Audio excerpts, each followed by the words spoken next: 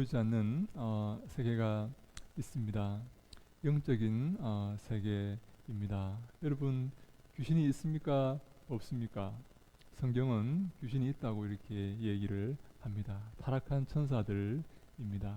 그 타락한 천사들이 이 땅에 내려와서 쫓겨 내려와서 공중의 권세를 잡고 하나님의 나라를 대적하고 있습니다.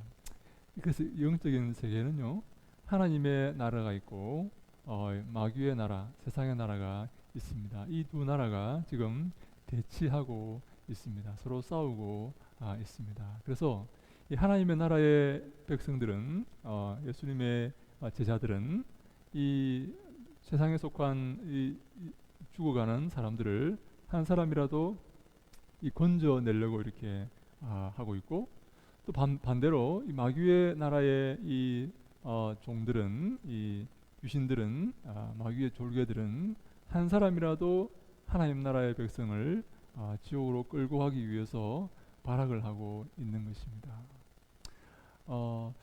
이 영적인 전쟁에서 우리가 이 영적인 전쟁에 패배하지 않기 위해서 가져야 될 마음가짐과 준비할 자세가 있습니다. 저는 오늘 우리 예수님을 시험했던 이 마귀의 이 시험을 보면서 이 마귀들이 어떻게, 이 마귀가, 그 귀신들이 어떻게 이 하나님 백성을 시험하고 넘어뜨리려고 하는가 한번 생각해 보려고 합니다. 첫 번째 시험은 이 돌로 떡을 만들어 먹어라 하는 그런 시험입니다. 이 마귀들은요, 마귀는, 이 귀신들은 우리의 육신의 문제에 집중하라고 항상 이렇게 부추깁니다. 우리의 당면의 과제, 내가 먹고 사는 문제, 여기에 집중하고 내 몸의 문제에 집중하라고 항상 얘기하지만, 하나님은요, 뭐라고 말씀하시는가 하면 영혼의 문제에 집중하라고 말씀하십니다. 내 육신의 문제, 내가 배부른 문제, 이것도 중요하지만, 이것도 필요하지만 더 중요한 게 있다는 것입니다. 더 결정적인 것이 있는데 그것은 바로 영혼의 문제이다라고 이렇게 말씀하시는 겁니다. 육신은 곧 우리가 몇십 년 후에는 곧 우리가 육신을 떠나서 하나님 앞에 서게 됩니다. 육신은 썩어져서 흙으로 변할 것입니다. 그러나 영혼은 하나님께 영원히 함께 거할 것입니다. 주님께서 칭찬하시는지 책망하시는지 우리가 영혼은 주 앞에서 영원히 거할 것이기 때문에 영혼의 문제에 집중하라 라고 예수님께서 말씀하시고 계시는 것입니다. 사랑하는 여러분, 우리가 어디에 집중하고 있습니까? 내 먹고 사는 문제, 육신의 문제에 집중하고 계십니까? 아니면 영혼의 문제, 영원한 생명의 문제, 주 앞에 영원히 설 때에 가지는 그 문제, 거기에 집중하고 계십니까? 영혼의 문제에 집중할 때에 우리에게 필요한 것이 있습니다. 그것이 바로 영혼의 양식, 하나님의 말씀입니다. 하나님 말씀을 듣고 말씀을 읽고 말씀 묵상할 때에 우리 영혼이 소성케 되고 영혼이 건강하게 되는 것입니다. 그래서 시편 1편에 복 있는 사람은 누구인가? 어떤 사람이 복이 있는가? 이렇게 선포하면서 하나님 말씀을 즐거워하여서 주야로 그 말씀을 묵상하는 자가 복 있는 사람이다. 그렇게 말씀하고 있는 것입니다. 하나님 말씀을 즐거워해서 마치 짐승이 먹이를 잡아서 너무 즐거워해서 크렁크렁거리면서 즐거워하듯이 하나님 말씀을 그처럼 즐거워하고 그 말씀을 밤낮으로 묵상하고 읽는 그가 복 있는 사람이다 라고 성경이 말씀하고 있는 것입니다. 근데요, 우리가 하나님 말씀을 사랑하는 여러분 사랑하십니까? 항상 즐거워하십니까? 그 말씀을 대할 때에, 그 말씀을 읽을 때에 정말 기쁘고 감사하고 내 마음속에 참된 즐거움이 샘솟습니까? 마치 내가 꿀을 먹는 것처럼 그렇게 달게 하나님 말씀을 대하십니까? 그런데 우리가 이게 그 한 가지 기억할 것은 예수님께서 하나님의 입으로부터 나오는 모든 말씀으로 살 것이니라 그렇게 말씀하고 계십니다. 모든 말씀이라는 사실이 여러분 중요합니다. 모든 말씀, 여러분 성경에 나와 있는 이 모든 말씀을 우리가 다 사모해야 된다는 그런 의미입니다. 근데 이게 쉽지 않는 게 이 성경에 있는 말씀 가운데 어떤 말씀은 내 마음을 아프게 하는 말씀이 있을 수가 있어요. 그렇죠? 책망하는 말씀, 나를 지적하는 말씀, 훈련시키는 말씀, 내 삶을 교정시키는 그런 말씀. 여러분 이 말씀이 내 마음에 아프게 다가올 수가 있는 것입니다. 저는요 이빨이 어렸을 때 이빨이 아주 이렇게 못생기게 태어났습니다. 이빨을 교정을 이렇게 했는데요. 여러분 이게 얼마나 아픈지 모릅니다. 이빨이요 교정을 하는데 교정기를 끼고 이런 데 있는데 교정기를 빼놓으면 이빨이 원래대로 돌아갑니다. 근데요 제가 이 최근에 친구가 멀리서 이렇게 놀러 왔어요. 함께 밥을 먹다가 이 교정기가 깨어져 버렸어요. 밥 먹다가. 근데요 교정기가 깨어졌는데 이 교정기를 제가 이 반영구적으로 이렇게 끼고 있는데 이게 제가 교정한 지가 25년이 넘었습니다. 25년이 지났는데도 교정기를 아직까지 붙이고 있는데요. 여러분 25년 후에 교정한 지가 25년 됐는데 교정기가 깨져서 여러분 이빨이 어떻게 되는지 아십니까? 원래대로 돌아갑니다. 원래대로 돌아가는 거예요. 25년 동안 이 교정기에 붙잡혀서 지금 이렇게 원래 돌아가고 싶은데 교정기에 붙잡혀가 있었는데 25년 후에 교정기가 깨어져서 이게 풀어지니까 25년 전에 있었던 그 자리로 원래대로 돌아가는 것입니다. 그래서 제가 다시 치과에 와서 이렇게 이빨 교정기를 다시 이렇게 맞추었던 그런 적이 있습니다. 최근에 일어난 일입니다. 여러분, 근데 교정하는데요. 저는 그 교정을 하면서 이 죄의 문제가 이렇게 심각한 게 아닌가 하는 생각을 하였습니다. 우리가 죄에서 벗어나서 새로운 삶을 살지 않습니까? 새로운 피조물이 되었지 않습니까? 하나님의 자녀가 되었지 않습니까? 자칫 잘못 방심하면 다시 그 죄 가운데로 돌아가는 것입니다. 다시 그곳으로 돌아가는 거예요. 옛날에 내가 즐겁게 했던 즐겁게 지었던 그 죄, 내가 정말 탐욕에 쌓였던 그 죄로 다시 돌아가려는 그런 우리의 이 죄성을 제가 그때 느꼈습니다. 근데 제가 그 교정기를 다시 이렇게 끼우면서 이렇게 있는데 조금 이렇게 다시 돌아가는데 그게 얼마나 아픈지 모릅니다. 아파요. 다시 돌아가는 게 아파요. 그래서 새로 이렇게 맞추는 게 아파요. 여러분, 하나님 말씀이 우리를 교정할 때 여러분 아픕니다.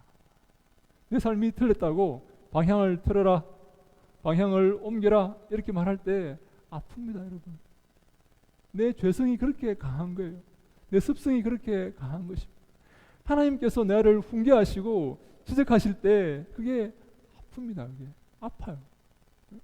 우리를 책망하실 때 그게 아픕니다. 이게요 나이가 점점 들어가면 들어갈수록 점점 더 아픈 것 같아요. 이제 하나님 이제 그만 저한테 책망하십시오. 이제 죽는 게 빠르겠습니다. 그렇게 할 만큼 아픕니다. 그러나 우리가 기억할 것은 이 하나님의 모든 말씀, 내게 칭찬하는 말씀이나 달콤한 말씀이나 나를 위로하는 말씀이나 동일하게 나를 책망하고 나를 훈계하고 나를 교정하는 그런 아픈 말씀이나 모든 말씀을 우리가 함께 사모하고 그 말씀을 즐거워해야 된다 하는 그런 말씀입니다. 사랑하는 여러분, 우리가 말씀 읽을 때 우리의 마음을 아프게 하는 말씀이 나오면 어떻게 합니까? 그냥 넘어가지 않습니까? 이 말씀은 읽지 말아야지. 이 말씀은 내가 아프면 내가 기분 나쁘니까 읽지 말아야지 하고 넘어가지 않습니까? 네, 그렇게 하면 안 됩니다. 이 모든 말씀을 나를 기쁘게 하는 말씀, 내게 위로를 주는 말씀이나 나를 아프게 하는 말씀, 나를 교정하는 말씀, 훈련시키는 말씀이나 우리가 공히 사랑하며 우리가 즐거워하며 기뻐해야 된다 하는 것입니다.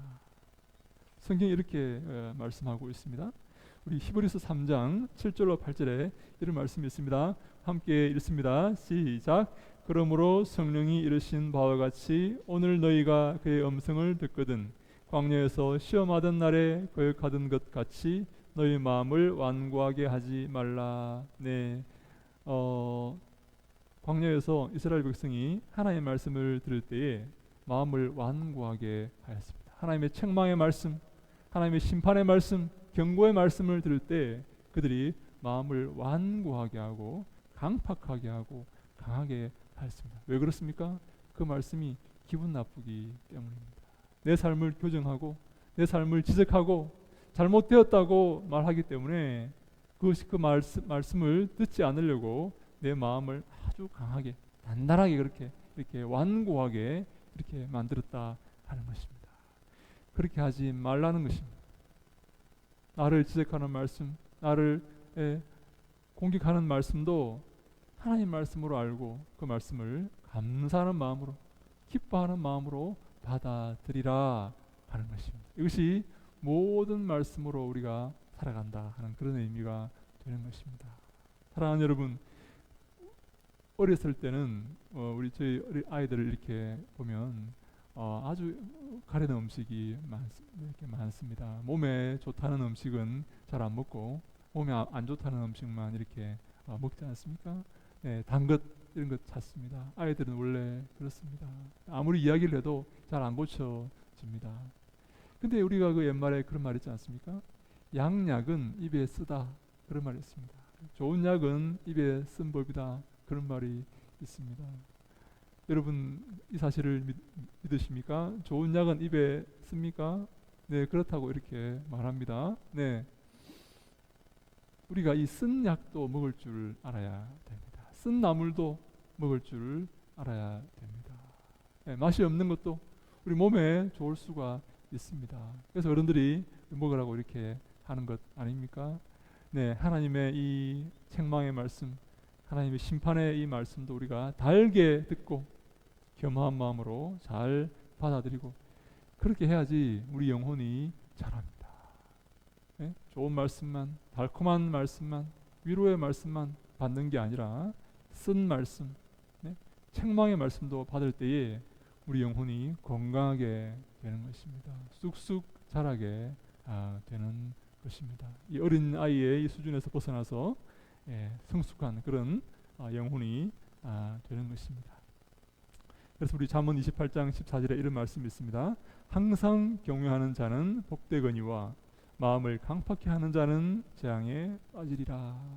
항상 하나님을 경외하고 하나님을 두려워하고 그 말씀을 사모하는 자는 복이 있거니와 있지만 마음을 강팍히 하는 자, 하나님 말씀에 기분 나빠하고 그 말씀을 대적하는 그런 사람은 재앙에 빠지겠다라고 말씀합니다. 하나님이 그에게 재앙을 내리신다라는 그런 말씀입니다.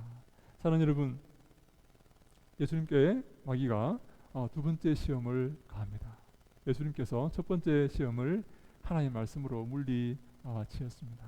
네, 사람이 떡으로만 사는 게 아니라 하나님 입에서 나오는 모든 말씀으로 살아간단다 이렇게 말씀하시면서 예수님께서 첫 번째 시험을 물리치니까 마귀가 두 번째 시험을 해 옵니다. 마귀가 집요합니다. 포기하지 않습니다. 예수님을 넘어뜨리기 위해서 또 시험에 옵니다. 마귀는 한 번 실패했다고 포기하지 않습니다. 근데 이번에 어떻게 시험을 하는가 하면 예수님을 저 성전 꼭대기에 데리고 올라가서 세웁니다. 예루살렘 성전, 예루살렘의 중앙에 성전이 있습니다. 아주 멋지게 잘 지어 놓았습니다. 그 성전 꼭대기에 예수님을 세웁니다. 여러분, 성전은 어떤 곳입니까? 하나님이 계시는 그런 곳 아닙니까? 하나님이 계시는, 하나님의 상징이 있는 법궤가 있고 지성소가 있는 그런 곳입니다. 근데요, 여러분 기억할 것은 이 예루살렘에 있는 혹은 이 전 이스라엘 유대 땅에 있는 모든 사람 혹은 이 유대에서 떠나서 박해를 피해서 떠나서 배회하는 이 디아스포라, 이 모든 사람들이 남자들은 하루에 3번씩 이 성전을 향해서 기도하게 되어 있습니다. 아침 9시, 정오, 오후 3시 이렇게 하루에 3번씩 성전을 향해서 기도하게 되어 있습니다. 멀리 있는 사람은 성전의 방향을 향해서 기도하게 되어 있습니다. 창문을 열어놓고 이렇게 성전을 보고 그쪽으로 이렇게 향해서 기도합니다. 그래서 이 성전 이 꼭대기는 모든 사람들의 이 시선이 집중되는 그런 곳입니다. 사람들이 틈만 나면 기도해야 되기 때문에 그렇습니다. 그 성전 꼭대기에 그 사람들이 다 이렇게 보고 있는 성전 꼭대기에 예수님을 세우고 이 마귀가 이렇게 말합니다. 어떻게 말합니까? 여기서 뛰어내려 보거라. 너가 성경을 인용했느냐? 성경에 이렇게 되어 있다. 하나님이 그의 천사들을 동원해서 너의 그 발을 받쳐줄 것이기 때문에 너가 너의 발이 이 바위에 부딪히지 않게 지켜줄 것이다. 이렇게 말하면서 마귀가 예수님을 뛰어내려 보라고 이렇게 말합니다. 마귀가 예수님의 무엇을 충동질하는 것입니까? 너가 어떤 사람이냐? 내가 하나님의 아들 아니냐? 너 이 정도 할 수 있지 않느냐? 내가 여기서 뛰어내렸는데 하나님의 천사들을 동원해서 너를 지켜주고 보호해준다면 이 모든 사람들이 지금 너를 지켜보는 모든 사람들이 아마 환호하고 너를 존경하고 너를 이렇게 너에게 영광을 돌릴 것이다. 한번 뛰어내려 보거라. 이렇게 유혹을 합니다. 마귀가 지금 그 요구하고 있는 것은 이 자신을 드러내라 이렇게 하는 것입니다. 너 자신을 드러내고 너가 누구인지 알리고 사람들을 위해 우뚝 서 보아라. 지금 마귀가 예수님께 그렇게 그 충동질을 하는 것입니다. 우리는 예수님께서 많은 그 기적을 행하시면서 그 사람들에게 내가 누구인지 말하지 말라 그렇게 했던 것을 기억합니다. 이 기적을 다른 사람에게 알리지 말라 했던 것을 기억합니다. 왜냐하면 아직 때가 되지 않았기 때문이다 라는 그런 말씀으로 그렇게 말씀했던 것을 우리가 기억합니다. 하나님의 때가 이르지 않았습니다. 지금 사랑을 베푸시고 은혜를 베푸시고 많은 기적을 베풀어 주시지만 이 사실을 사람들에게 이렇게 전하지 말라, 알리지 말라, 내가 누구인지 알리지 말라. 왜냐하면 하나님의 때가 이르지 않았기 때문에, 내가 십자가에 달려서 죽을 때가 되지 않았기 때문에, 내가 하나님의 아들임을 드러낼 때가 아직 이르지 않았기 때문에 그렇게 해서는 안 된다라고 이렇게 주의를 주셨던 많은 경우를 우리가 알고 있습니다. 이 마귀는 우리가 하나님의 자녀이고 우리가 위대한 존재이고 우리가 내가 누구인지 자존심을 내세우고 나를 드러내기를 원하지만, 하나님은 우리가 주님의 종이 되기를 원합니다.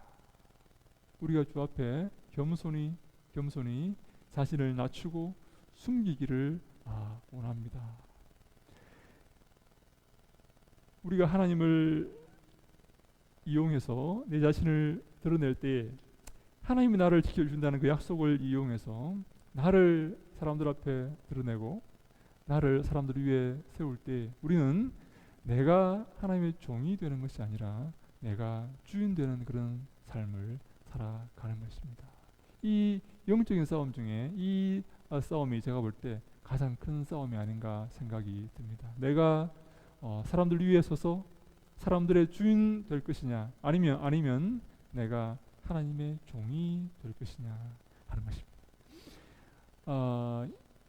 바울은 이렇게 말합니다. 갈라디아서 2장 20절 말씀에 우리 함께 읽습니다. 시작. 내가 그리스도와 함께 십자가에 못 박혔나니 그런즉 이제는 내가 사는 것이 아니요 오직 내 안에 그리스도께서 사시는 것이라. 이제 내가 육체 가운데 사는 것은 나를 사랑하사 나를 위하여 자기 자신을 버리신 하나님의 아들을 믿는 믿음 안에서 사는 것이라. 아멘. 내가 그리스도와 함께 십자가에 못 박혀 죽었다는 것입니다. 나는 죽었다는 것입니다. 인간 바울, 그 가말리엘 문화의 그 수제자인 바울, 그 정말 아름다운 그 이름을 갖고 있었던 그 바울은 이제 죽었습니다. 이제 누가 살아있습니까? 하나님의 종, 하나님의 그 말씀을 전하는 심부름꾼 바울만 살아 있습니다. 바울이 살아있다면 이제 그리스도 안에서 살아있는 것입니다. 그리스도가 그 바울 안에서 살아있고 하나님 아들을 구주로 믿는 그 믿음 안에서 바울이 살아있습니다. 오직 거기에만 바울이 살아있고, 이전에 바울 자신을 드러내고 자신을 자랑했던 그 바울은 죽었습니다. 죽어버렸습니다.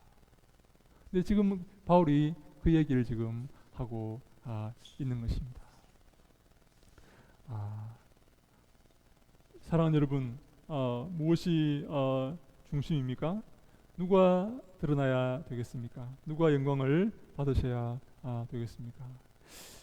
예수님께서 이 바울 이 마귀의 시험을 이렇게 대답하시면서 물리치시는데요. 7절에 예수께서 이르시되 또 기록되었을 때 주 너의 하나님을 시험하지 말라 하였느니라 하시니, 이렇게 말씀하십니다. 마귀가 우리 그 시편의 이 91편에 있는 말씀, 너가 하나님을 믿고 하나님을 섬기는 그 사람을 천사를 동원해서 지켜 주실 것이다 했던 그 시편 91편의 말씀을, 참 희한하죠. 마귀가 인용을 합니다. 시편 91편에 그런 말이 있지 않느냐? 그가 너를 위하여 그의 천사들을 명령하사 너의 모든 길에서 너를 지키게 하심이라. 그들의 손으로 너를 붙들어 발이 돌에 부딪히지 아니하게 하리로다 했던 이 시편 91편 말씀을 마귀가 인용하면서 천사들이 너를 지켜준다고, 발이 땅에 부딪히지 않게 한다고 이렇게 기록되어 있다, 뛰어내려 보거라, 이렇게 마귀가 이렇게 인용을 하니까 예수님도 하나님의 말씀을 인용하십니다. 그 말씀만 있는 게 아니라 기록되었을 때 주 너의 하나님을 시험하지 말라 하였느니라. 하나님을 시험하지 말라는 말도 있다. 너도 마귀가 어떻게 하나님의 말씀을 인용하니 참 기특하구나. 기록되었을 때 그 말씀만 있는 게 아니라 하나님을 시험하지 말라는 말씀도 있다. 우리는 이 말씀을 지켜야 되는 것이다. 하나님 우리를 지켜주십니다. 우리가 믿음 안에서 살 때, 어려움 가운데 살 때 우리를 보호하시고 어려움이 우리를 넘어뜨리지 못하게 지키시고 인도하십니다. 이것은 내가 이 말씀 의지해서 내 마음대로 살아도 하나님이 나를 지켜주시고, 내가 아무리 나쁜 삶을 살아도 나를 지켜주신다는 그런 말씀이 아닙니다. 하나님을 섬기고 겸허한 마음으로 하나님을 사랑할 때, 주의 일을 할 때에 하나님이 어려운 일을 막아주시고 지켜주신다는 말이지, 내가 하나님을 시험하고 하나님을 대적해도 하나님이 나를 보호하신다는 그런 말씀은 아닙니다. 예수님께서 또 기록되었을 때 그 말씀만 있는 게 아니라 이런 말씀도 있다는 것입니다. 주 너의 하나님을 시험하지 말라 라는 말씀이 있다는 겁니다. 신명기 8장에 나옵니다. 주 너의 하나님을, 여러분 이게 중요한 게 주라는 말입니다. 주. 하나님은 누구십니까? 하나님 어떤 분이십니까? 우리의 주인 되십니다. 네? 내가 하나님을 이용해 먹을 수 없습니다. 하나님 나를 지키신다고? 그럼 내가 뛰어내려 볼까? 지키는지 안 지키는지? 하나님 이용하는 거 아닙니까? 네? 내 욕심과 내 이익을 위해서 하나님을 도구로 지금 사용하는 것입니다. 누가 주인입니까? 내가 주인 되는 것입니다.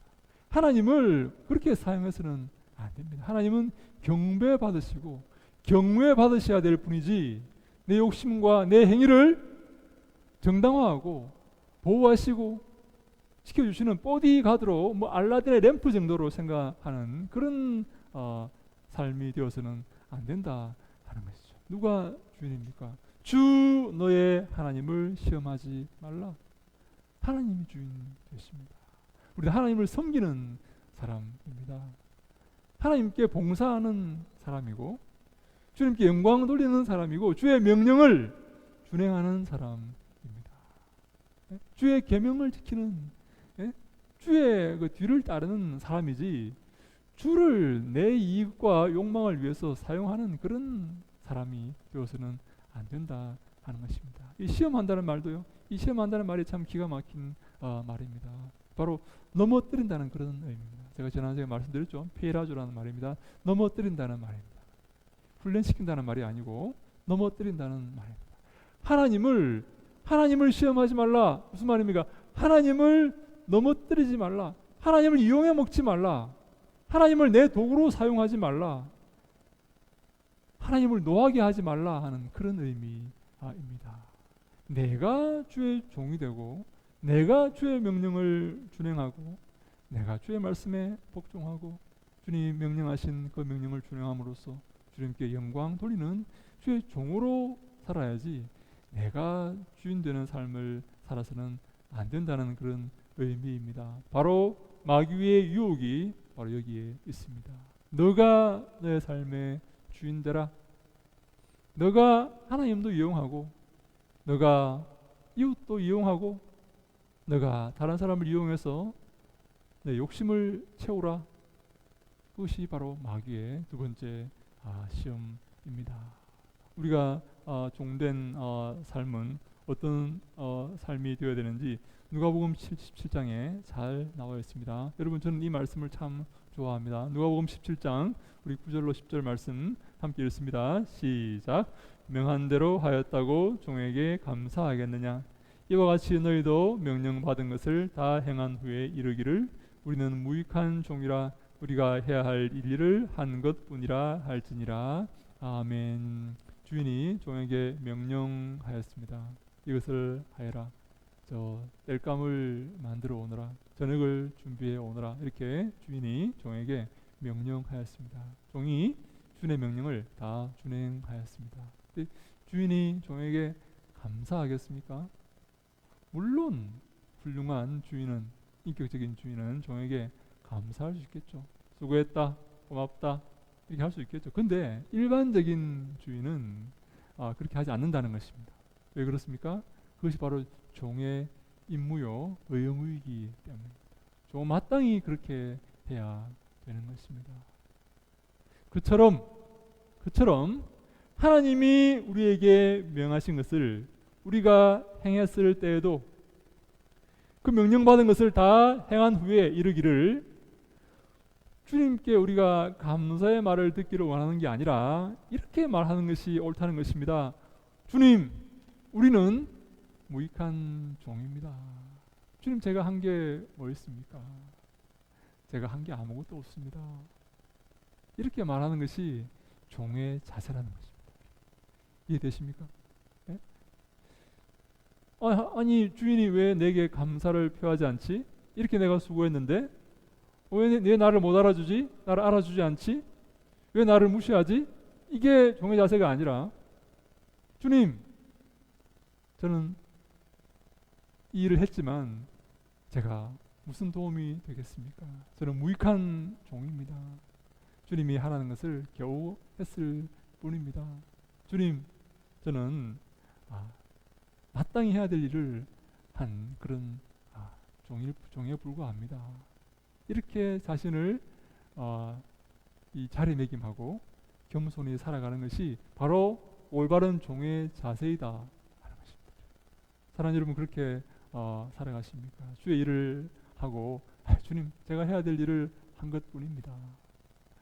주님, 제가 주님의 나라에 무슨 도움이 되겠습니까?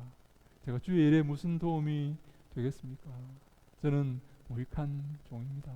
이렇게 자신을 낮추고 겸허한 마음으로 살아가는 것이 바로 바른 종의 자세이다 하는 것입니다. 우리가 주님 앞에서 이렇게 살아야 한다라고 성경이 말씀하고 있습니다. 이게 바로 여러분 종의 자세입니다. 주님이 기뻐하시는 자세입니다. 우리가 이렇게 살아간다고 주님이 우리를 무시하시고 우리를 더 부려먹고 그렇게 하시겠습니까?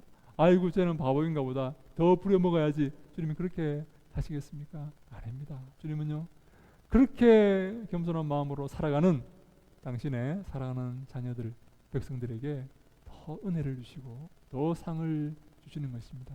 주님, 왜 저를 몰라 주십니까? 맨날 저보고만 일하라고 하고, 주님 왜 이렇게 왜 저게 이렇게 제대로 이렇게 뭐 월급도 안 주시고 왜 이러십니까? 이런 식으로 주님을 대적하고 주님을 마음 아프게 하는 그 삶은 오래가지 못합니다. 주님께 책망받게 될 것입니다. 겸허한 마음으로 종의 자세로, 예? 이 하인의 자세로 주님을 섬기는 그런 아름다운 자세로 살아갈 때에 주님께서 복을 주시는 것입니다. 은혜를 주시는 것입니다. 그것이 바로 주님이 기뻐하시는 삶이요 올바른 종의 자세입니다. 그러한 삶을 살아가는 사람이 마귀의 유혹에서 승리하는 사람입니다. 마귀는 너를 내세우라, 너를 높이 세우라, 하나님이 너를 도와줄 거야, 너를 지켜줄 거야, 내가 아무리 나쁜 짓을 하고 살아도, 아무리 그런 좀 악한 짓을 하고 살아도, 다른 사람을 해하고 다른 사람 위해서 이렇게 군림하면서 살아도 하나님은 너를 지켜줄 거야, 너를 사랑하니까. 마귀는 이렇게 말합니다. 그러나 그렇지 않습니다. 우리가 겸허한 마음으로, 순종하는 마음으로 주의 말씀 앞에 하나님을 시험하는 것이 아니라, 하나님을 나의 도구로 사용하는 것이 아니라 내가 하나님의 도구가 되어야 됩니다. 하나님 쓰시는 그런 막대기 무익한 종이 되어야 됩니다. 그것이 바로 올바른 관계요 마귀의 유혹과 마귀의 시험을 승리하고 극복하는 그런 바른 자세이다 하는 것입니다. 사랑하는 여러분, 저는 우리 교회가 진정 주님의 종된 교회가 되기를 원합니다. 주님께서 정말 기쁘게 쓰실 그런 종된 교회가 되기를 원합니다. 여러분, 그런 사람이 있습니다.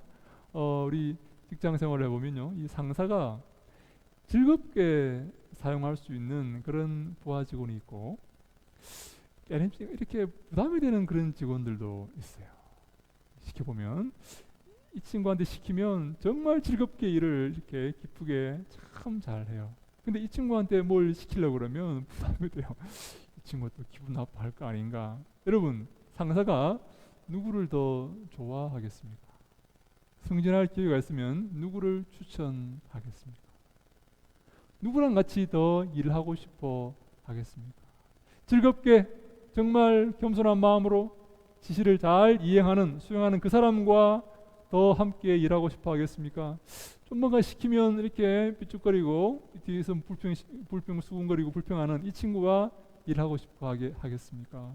당연히 당연히 그 지시를 잘 수행하는 겸손한 그런 사람과 일하고 싶지 않겠습니까? 저는 하나님도 마찬가지라고 생각합니다. 우리가 주의 손에 붙들려서 주님이 언제든지 어디든지 무슨 일이든지 사용할 수 있는 그런 도구가 되어야 됩니다. 주님께서 말씀하실 때, 쟤한테 무슨 얘기를 하면 제가 좀 불평할 것 같은데 내가 차라리 얘기하지 말지 하는 그런 불편한 마음을 하나님께 이렇게 드리면 안 됩니다, 여러분.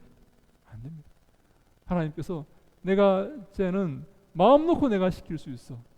내가 무슨 일을 시켜도 쟤는 잘 기뻐하면서 감사하는 마음으로 잘 수행해. 쟤는 내가 믿을 수 있어. 내 친구야. 내 친구와 같아. 쟤는 정말 내 입의 혀처럼 내 마음을 잘 알고 내 마음을 시원케 하는 그런 종이야. 이런 칭찬을 들으셔야 됩니다. 그래야 복을 받게 되는 것입니다. 저는 우리 교회가 그런 교회가 되기를 원합니다. 주님께서 원하시는 그 일들을 기쁜 마음으로 감사함으로 잘 수행할 때 진정 주님의 종이 되는 것이고 주님께 복을 받는 삶을 살게 되는 것입니다. 마음을 강팍해 하고 완고하게 하고 주님을 대적하고 주의 말씀에 복종하지 아니하고, 여러분, 그런 이스라엘 백성들이 광야에서 다 죽었습니다. 다 죽었습니다. 네? 주의 말씀을 준행하지 않았던 그 사람들은 다 멸망받게 되는 것입니다. 사랑하는 여러분, 어떤 것이 바로 그것이 마귀가 기뻐하는 일입니다. 주를 대적하고 주 앞에 맞서서 멸망당하는 바로 그것을 마귀가 노리고 있는 것입니다. 우리가 멸망당하게끔 우리를 미혹하고 유혹하는 것입니다. 이 마귀의 공격 앞에서 우리는 겸허한 마음으로, 겸손한 마음으로 주의 말씀에 복종하고 순종하고, 그래야 주님이 기뻐하시는 삶을 살아서 주님께 복을 얻는 우리 모두가 다 될 수 있기를 주님 이름으로 간절히 축원합니다. 아멘.